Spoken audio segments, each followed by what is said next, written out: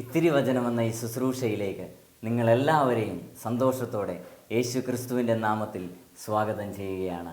Hallelujah. Who is the best friend? Best friend ആരാണ് എന്ന വിഷയമാണ് നമ്മളിന്ന് ചിന്തിക്കുന്നത്. യോഹന്നാൻ്റെ സുവിശേഷം 15-ാം അധ്യായം 13-ാം തിരുവചനത്തിൽ ദൈവത്തിൻ്റെ വചനം ഇപ്രകാരം പറയുന്നു: സ്നേഹിതർക്ക് വേണ്ടി ജീവൻ അർപ്പിക്കുന്നതിനേക്കാൾ വലിയ സ്നേഹമില്ല. പ്രിയപ്പെട്ടവരെ, ദൈവത്തിൻ്റെ സ്നേഹം ഈ ലോകം തരുന്നത് പോലെയല്ല. ദൈവത്തിൻ്റെ സ്നേഹം അനുഭവിക്കുന്നതിന് ഒരിക്കലും നിരാശപ്പെടേണ്ടി വരികയില്ല. ഞാൻ ഓർക്കുകയാണ്, എൻ്റെ കുഞ്ഞുനാളിൽ അമ്മച്ചി എനിക്ക് വായിൽ ചോറുവാരി തരുന്ന സമയത്ത് പറഞ്ഞു തന്ന ഒരു കഥ ഞാൻ നിങ്ങളോട് പറയട്ടെ. 2 സ്നേഹിതർ അവർ കാട്ടിലൂടെ പോവുകയായിരുന്നു. പ്രിയപ്പെട്ടവരെ, പെട്ടെന്ന് ഒരു കരടി കയറി വന്നു. ഒരുവൻ വേഗം തന്നെ മരത്തിലേക്ക് ചാടിക്കയറി. തൻ്റെ കൂട്ടുകാരന് എന്ത് സംഭവിക്കുന്നു പോലും അവൻ ചിന്തിക്കാതെ അവൻ്റെ ജീവൻ അവൻ രക്ഷിച്ചു. എന്നാൽ കൂട്ടുകാരന് മരം കയറാൻ വശമില്ലാതിരുന്നതുകൊണ്ട് കരടി വന്ന സമയത്ത് എന്ത് ചെയ്യണമെന്നറിയാതെ അവൻ വേഗം തന്നെ കിടന്നു.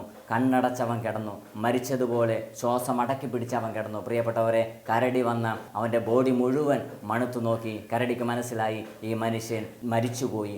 വേഗം തന്നെ കരടി ഉപദ്രവിക്കാതെ പോവുകയാണ്. പ്രിയപ്പെട്ടവരെ, മനുഷ്യൻ്റെ സ്നേഹം ഇത്രയേ ഉള്ളൂ. അവൻ എന്തൊക്കെയാണെന്ന് പറഞ്ഞാലും അവനിൽ നിന്ന് വരുന്ന സ്നേഹത്തിന് ഒരു പരിധിയുണ്ട്.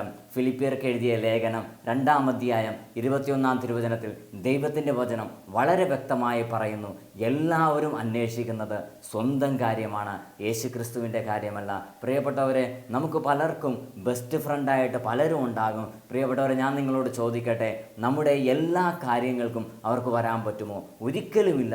എല്ലാ സമയത്തും നമ്മളെ സഹായിക്കാൻ പറ്റില്ല.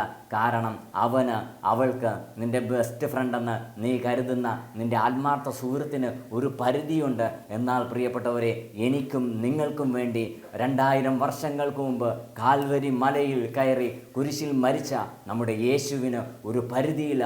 അവൻ എപ്പോഴും നമ്മുടെ കൂടെയുണ്ട്. കാരണം അവൻ്റെ പേര് എമ്മാനുവൽ എന്നാണ്. ആ യേശുവായിരിക്കണം നമ്മുടെ ബെസ്റ്റ് ഫ്രണ്ട്. നിങ്ങൾക്കറിയോ, യേശു എത്രത്തോളം നമ്മുടെ കൂടെ ആയിരിക്കാൻ ആഗ്രഹിക്കുന്നുണ്ടെന്ന്? അതുകൊണ്ടാണ് യേശു പരിശുദ്ധാത്മാവായി നമ്മുടെ ഉള്ളിലേക്ക് വന്നത്. യോഹന്നാൻ്റെ സുവിശേഷം 14-ാം അധ്യായം 16-ാം തിരുവചനത്തിൽ ദൈവത്തിൻ്റെ വചനം ഇപ്രകാരം പറയുന്നു: ഞാൻ പിതാവിനോട് അപേക്ഷിക്കുകയും എന്നേക്കും നിങ്ങളോട് കൂടെ ആയിരിക്കാൻ മറ്റൊരു സഹായകനെ അവിടെ നിന്ന് നിങ്ങൾക്ക് തരികയും ചെയ്യും. പ്രിയപ്പെട്ടവരെ, നമുക്ക് ഒരു സഹായകനെ ദൈവം തന്നിട്ടുണ്ട്, ഒരു പരിശുദ്ധാത്മാവിനെ തന്നിട്ടുണ്ട്, എന്നേക്കും നമ്മളുടെ കൂടെ ആയിരിക്കാൻ. നമ്മുടെ ജീവിതത്തിൽ ഒരു പ്രശ്നം വരുമ്പോൾ, നമ്മുടെ ജീവിതത്തിൽ ഏതെങ്കിലും വിധത്തിലുള്ള തകർച്ചകൾ വരുമ്പോൾ നമ്മൾ ഓടുന്നത് നമ്മുടെ ബെസ്റ്റ് ഫ്രണ്ടിൻ്റെ പുറകെയാണോ? നമ്മൾ ചിന്തിക്കണം, അല്ല, നമ്മൾ പറയേണ്ടത് സഹായകനോടാണോ? പ്രിയപ്പെട്ടവരെ, നമ്മളെല്ലാം ഷെയർ ചെയ്യേണ്ടത് നമ്മുടെ ബെസ്റ്റ് ഫ്രണ്ടായ യേശുവിനോടായിരിക്കണം, പരിശുദ്ധാത്മാവിനോടായിരിക്കണം. കാരണം ദൈവം സ്വർഗത്തിൽ നിന്ന് നമുക്ക് വേണ്ടി ഒരു സഹായകനെ അയച്ചു തന്നിരിക്കുകയാണ്.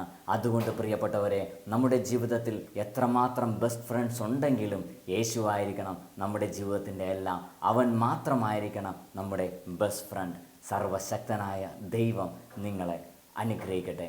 എല്ലാ മഹത്വവും കർത്താവായ യേശു ക്രിസ്തുവിന്. ആമേൻ.